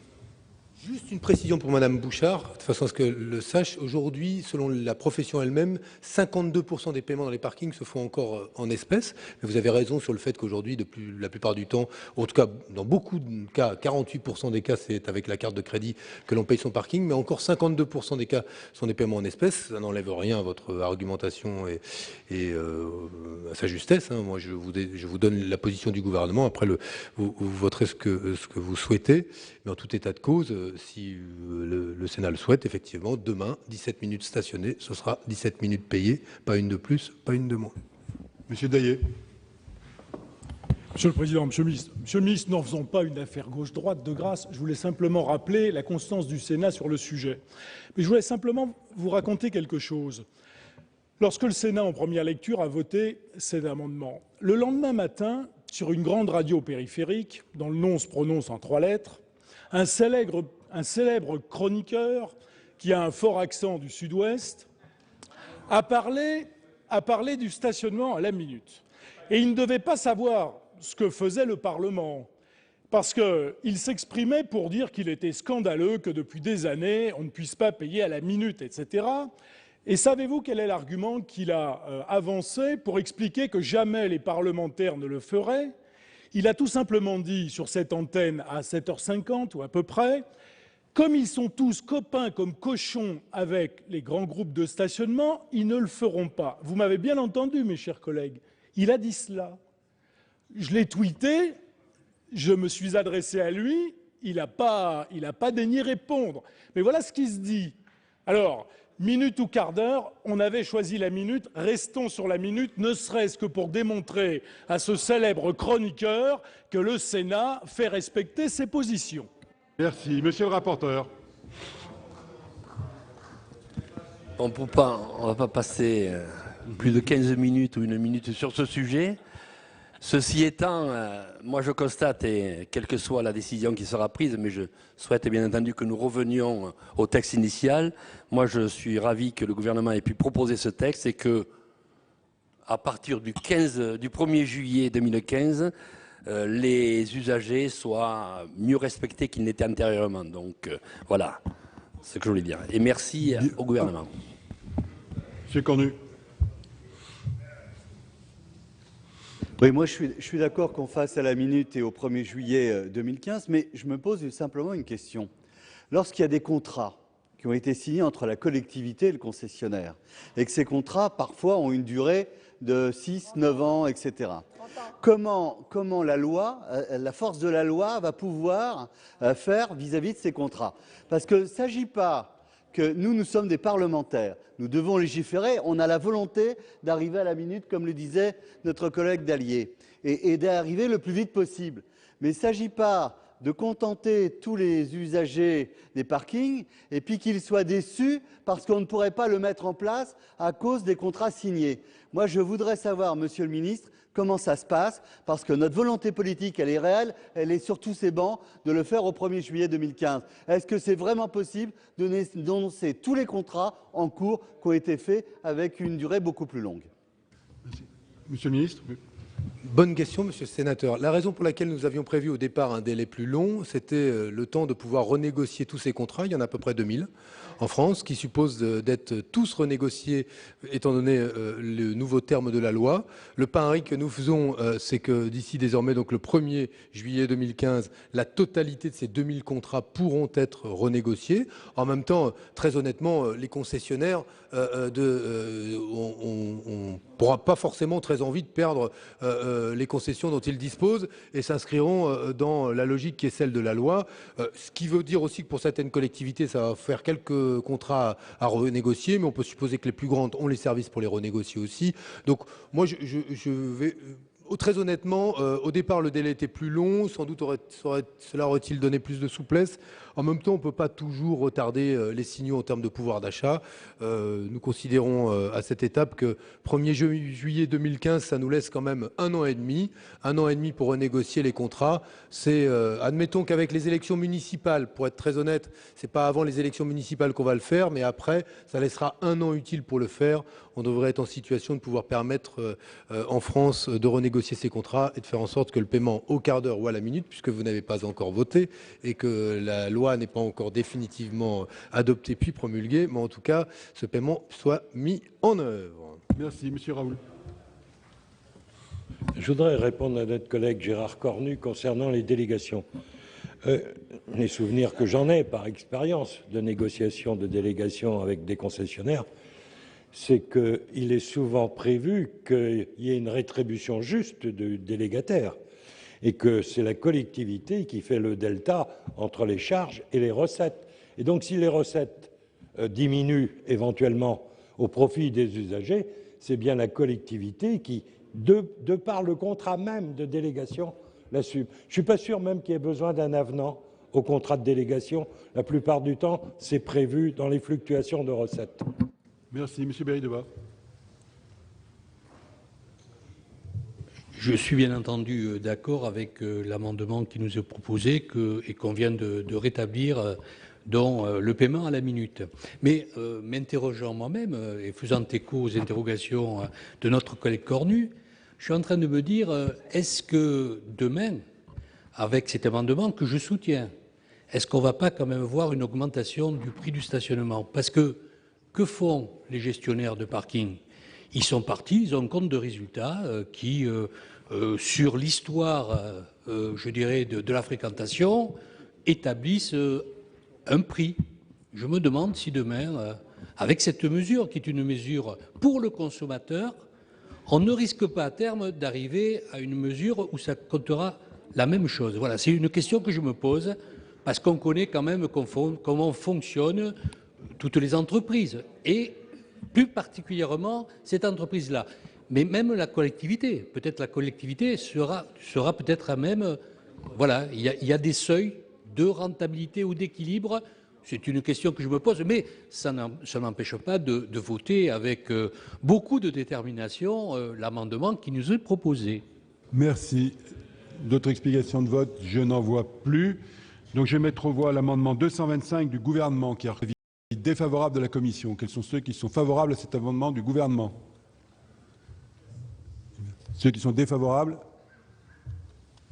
Il n'est pas adopté. L'amendement 354 présenté par la commission, avis favorable de Monsieur le ministre. Quels sont ceux qui sont favorables?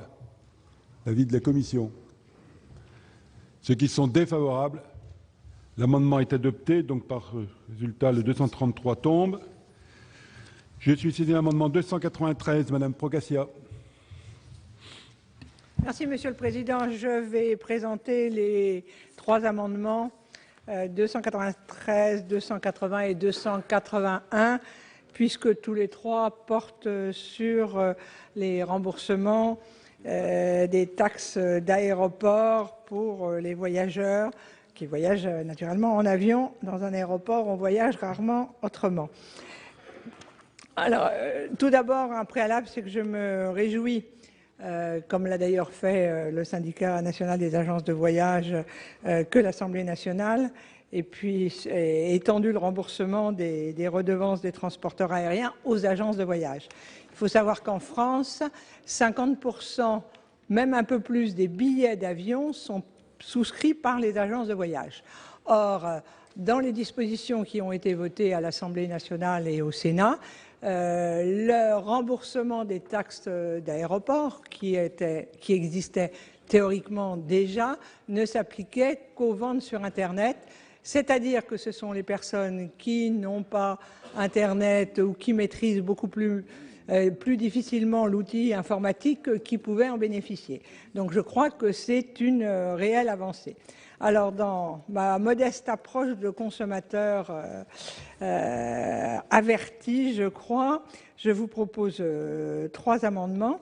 Alors, le premier le 293, peut un peu surprendre dans la mesure où le texte du Sénat prévoyait un remboursement dans les 30 jours et que je vous propose un remboursement dans les 60 jours. Mais pourquoi les 60 jours? C'est à la fois pour les compagnies aériennes, les agences, mais aussi pour le consommateur. Parce que les conditions générales de vente ne précisent pas toujours les choses de façon très claire, mais surtout, elles sont toutes différentes. Le délai de validité des billets est complètement variable. Vous avez acheté un billet qui est ni remboursable ni annulable, le délai de remboursement n'est absolument, pour les taxes d'aéroport, n'est absolument pas le même, et certaines compagnies, d'ailleurs, comme par exemple British Airways, qui part bien de France aussi, se refusent à rembourser toute taxe d'aéroport à partir du moment où le billet n'est pas échangeable ni annulable.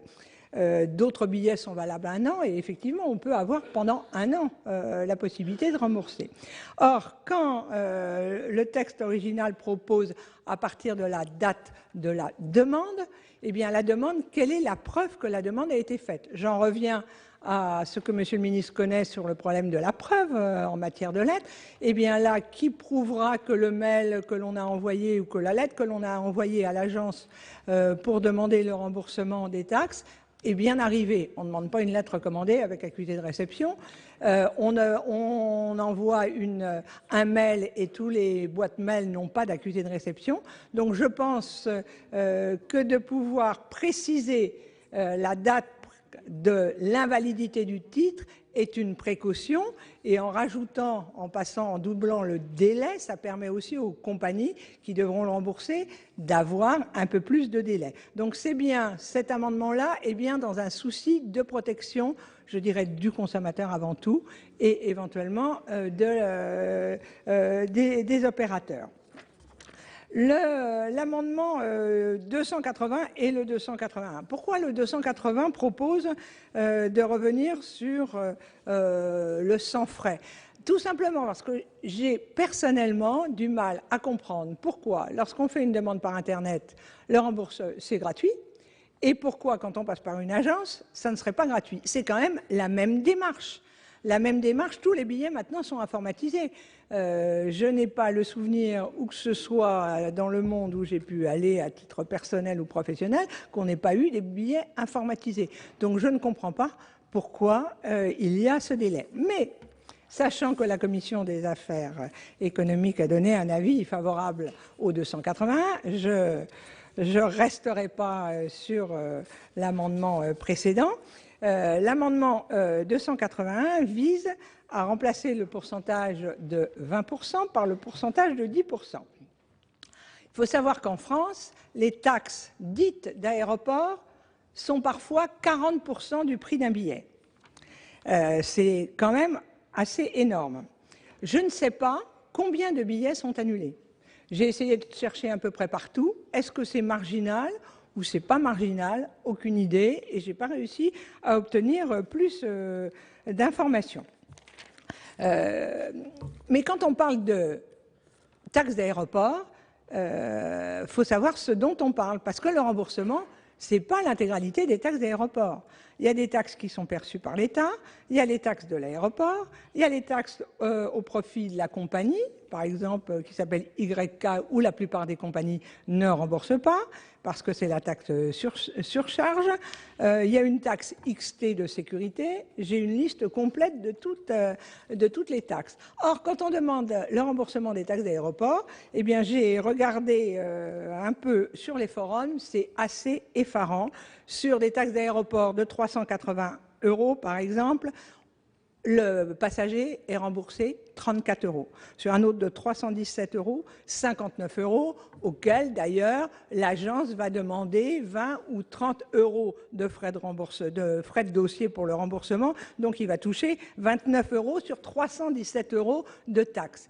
Donc ça me paraît énorme de demander 20%, parce que ces 20% de taxes, sont énormes par rapport à la réalité.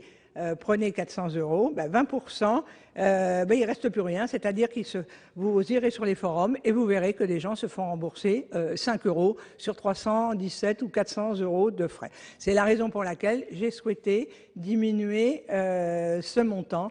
Et surtout, ce que je souhaiterais, Monsieur le Ministre, c'est que les choses soient bien claires pour le consommateur sur les sites, parce que le remboursement peut-être, mais quand on s'attend à être remboursé de l'intégralité des taxes d'aéroport et qu'on est remboursé que à 25 € sur 110 € de taxes d'aéroport, eh ben, la déception elle est grande, et j'aimerais pas que les dispositions qui sont introduites ici, eh bien, se soient ressenties comme quelque chose qui n'est complètement inefficace. Merci. Avis de la Commission, s'il vous plaît, Monsieur le rapporteur. Sur le 293, moi je ne vois pas pourquoi limiter la durée dont dispose le consommateur pour réclamer le remboursement des taxes à l'aéroport. Donc la même remarque que la dernière fois, donc avis défavorable. Avis défavorable. Pour le 280 et le 281, sur le 281 propose le retour à une procédure de remboursement sans frais des taxes à l'aéroport dans tous les cas de figure. Il est vrai que l'accès à Internet n'est pas universel et qu'on pénalise ainsi le voyageur qui n'a pas cet accès. De l'autre, il est vrai aussi que la mise en œuvre d'une procédure non automatisée de remboursement occasionne un coût pour l'entreprise concernée. Le principe même d'une retenue ne me paraît pas aberrant. Je suis donc défavorable au 280. au 281. Le 281 propose de plafonner la retenue à 10% du montant à rembourser. Cet amendement pose, à mon sens, la vraie question qui concerne le positionnement du curseur. Pourquoi 20%? Pourquoi pas 10%? Pourquoi pas 15%? Y a-t-il une évaluation du niveau le plus approprié? 20% du montant des taxes me paraît beaucoup. Il est fréquent qu'elles représentent un montant équivalent à celui du billet lui-même. Je trouve qu'un plafond de 10% est pertinent, donc je donnerai un avis favorable. Toutefois, pour prendre une décision pleinement éclairée, je crois tout de même qu'il faudrait savoir si les compagnies aériennes concurrentes des compagnies nationales sont soumises à des règles identiques dans notre pays. Voilà. Merci. Monsieur le ministre va nous le dire. Avis du gouvernement, monsieur le ministre, sur les amendements. Oui, quelques remarques sur ces amendements. D'abord, il est légitime qu'on se préoccupe d'encadrer la question des frais de dossier quand on veut se faire rembourser la taxe aéroportuaire. Pourquoi ? Parce qu'il s'avère que même quand on sollicite et on obtient aujourd'hui le remboursement de cette taxe aéroportuaire, il arrive que les frais de dossier soient supérieurs au montant de la taxe aéroportuaire, ce qui est quand même aujourd'hui tout à fait insensé. La réalité aussi, c'est que quand on ne prend pas un vol, on a payé une taxe aéroportuaire, on est censé pouvoir la restituer, elle n'est de surcroît pas payée par la compagnie Aéroport de Paris, par exemple, et donc il est assez logique qu'on puisse en bénéficier dans son intégralité. Ce qu'on a voulu faire, c'est éviter cette situation absolument absurde, où les frais de dossier captent ou raptent en quelque sorte le montant quasiment intégral, voire même un montant très important de la taxe aéroportuaire en question qu'on veut se faire rembourser. C'est pour ça que nous avons organisé une réponse qui est une réponse que je crois être jusqu'ici cohérente. La première chose pour m'amener à vous dire que nous ne sommes pas favorables à votre mesure à 60 jours, parce que en dehors d'engagements contractuels, cela voudrait dire que le délai de 5 ans serait immédiatement donc réduit à 60 jours, et que ça ne me paraît pas être une bonne solution. Je suis favorable, moi, à cet équilibre d'un canal de remboursement gratuit, obligatoire, Internet, et d'un canal, le cas échéant, qui peut faire l'objet d'un paiement qui soit alternatif. Vous avez souhaité, vous, encadrer ou limiter le niveau des frais de dossier à 20%, à 10%. Nous souhaitons le maintenir à 20%. C'est la raison pour laquelle je donne un avis défavorable à ces amendements. Mais je pense que, en réalité, grâce à ce texte, là encore, sur cette question du remboursement de la taxe aéroportuaire, nous mettons fin à ce qui apparaissait aux yeux de bon nombre de nos concitoyens qui avaient raté leur avion comme une injustice flagrante. Merci. Donc je vais aux amendements. Explication de vote, monsieur Cornu. Oui, pour moi, ces amendements de Madame Procaccia, effectivement, partent d'un bon sentiment. Et je crois que tout le monde peut souscrire à ce sentiment.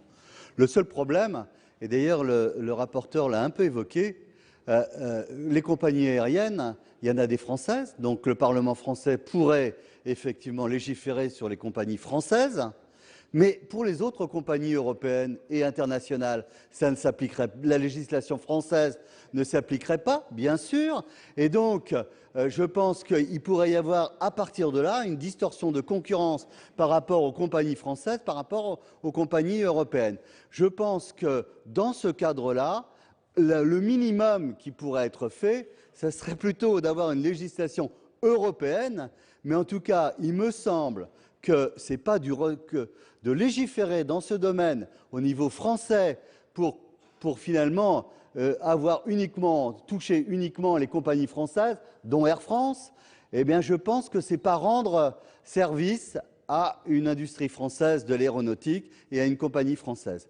Donc moi, je m'interroge beaucoup sur la pertinence de ces amendements, et tant qu'on ne m'aura pas donné d'explication complémentaire qui fait que ça ne touchera pas uniquement Air France, je suis très défavorable à ces amendements. Autre explication de vote, Madame Procaccia. Écoutez, je ne comprends pas pourquoi on se... Voilà. Si ces dispositions ne concernaient qu'Air France, ça ne serait pas une loi nationale. Cette loi, j'espère bien qu'elle va s'appliquer à toutes les compagnies, bien sûr que si, à toutes les compagnies qui sont... J'ai eu Air France tout à l'heure au bout du fil, c'est bien toutes les compagnies qui atterrissent dans un aéroport français et qui redécollent d'un aéroport français. Ça ne s'applique pas qu'à Air France. Qu'Air France ne soit pas enchanté de dispositions, je veux bien, mais si effectivement cette disposition ne concernait qu'Air France, c'est quand même pas la totalité des vols en France, ça ne servirait pas à grand-chose. Donc, la disposition telle qu'elle est votée, les transporteurs aériens, les personnes physiques et morales, c'est bien dans le texte, qui commercialisent des titres de transport aérien, remboursent des taxes et redevances individualisées, donc, etc., etc. Article L. 113.8, ce n'est pas applicable, et monsieur le ministre, vous allez me répondre, aux compagnies françaises, c'est applicable à toutes les compagnies qui sont en France. Bien, autre explication de vote? Je n'en vois pas. Donc, je vais mettre aux voix l'amendement 200. Non, mais attendez, vous ne pouvez plus reprendre la parole. Oui, non, mais ou le rapporteur, ou... mais laisse-moi répondre. Monsieur Lenoir. Oui, Monsieur le Président, je souhaiterais exprimer le point de vue de Madame Procaccia, qui ne pouvait pas reprendre la parole, pour solliciter de la part de Monsieur le Ministre des réponses aux questions pertinentes qui ont été posées. Monsieur le Ministre. Je veux bien refaire les réponses. Il faut être. J'ai déjà répondu et j'ai dit ce qu'était la politique du gouvernement sur les questions qui sont posées par Madame Procaccia, tant sur les délais que sur le montant qu'on capte, c'est-à-dire elle préfère limiter ça à 10%, moi à 20%. Je rappelle qu'il n'y a pas de discrimination en plus entre compagnies étrangères et compagnies françaises. Donc voilà, mais les réponses elles sont claires et c'est la raison pour laquelle je donne 3 avis défavorables aux amendements de Madame Procaccia. Monsieur le ministre, pas d'autres explications de vote? Je n'en vois pas. Donc, je mets aux voix l'amendement 293. Avis défavorable de la Commission, défavorable du gouvernement. Quels sont ceux qui sont favorables à cet amendement? 293. Quels sont ceux qui sont favorables? Ceux qui sont défavorables, il n'est pas adopté. 280. Avis défavorable. Retiré. 281. Avis favorable de la Commission et défavorable du gouvernement. Quels sont ceux qui sont favorables à cet amendement?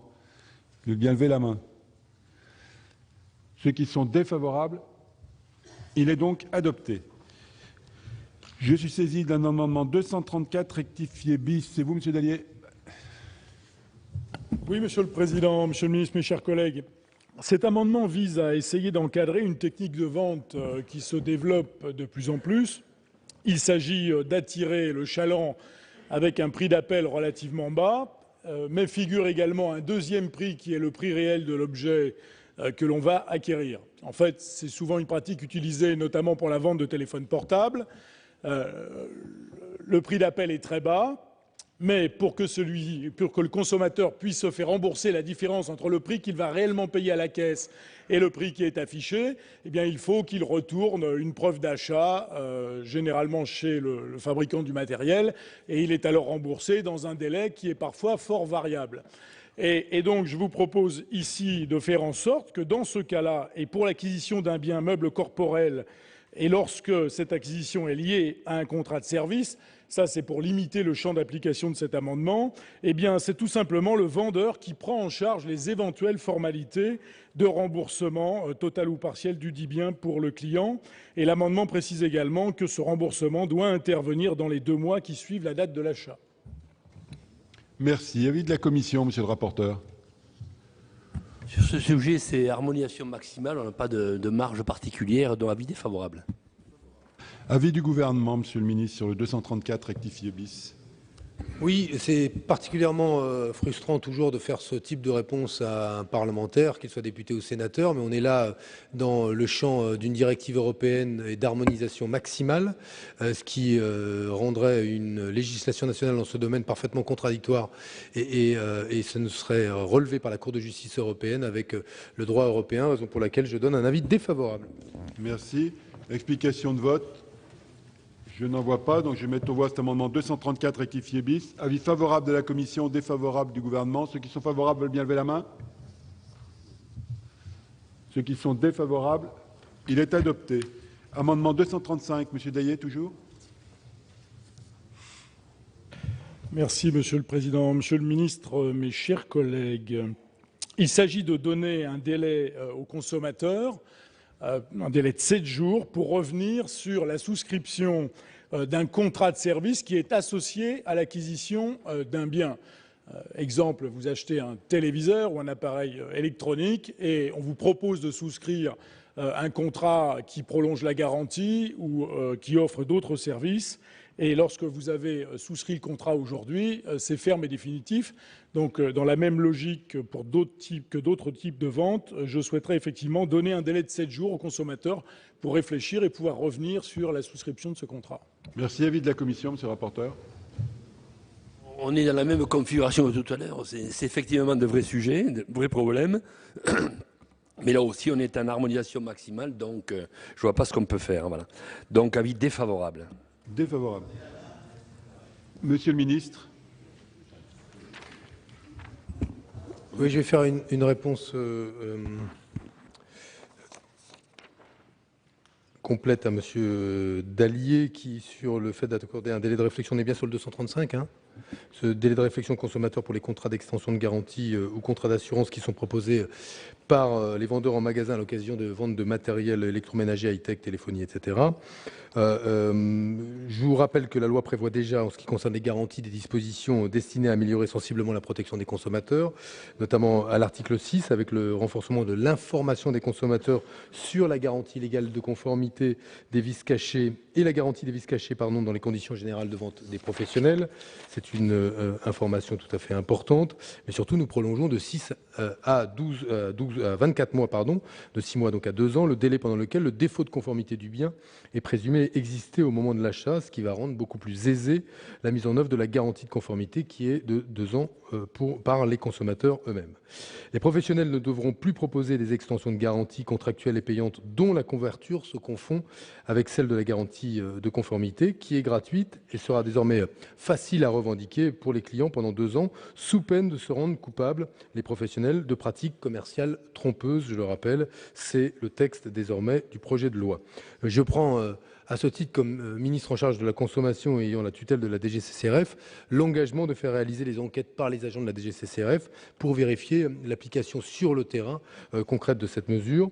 J'ajoute enfin que ce même projet de loi, à l'article 20, qui a été voté conforme, rend possible la résiliation de ces assurances accessoires pendant 14 jours si le consommateur justifie d'une assurance antérieure pour l'un des risques couverts par l'assurance accessoire, ce qui est de nature à répondre à l'une de vos préoccupations.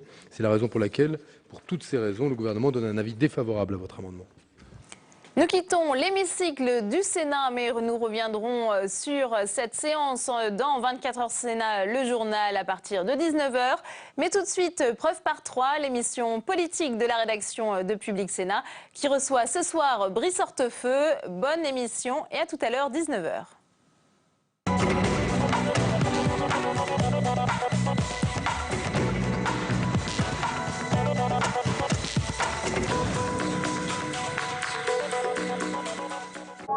Je vous demande de répondre oui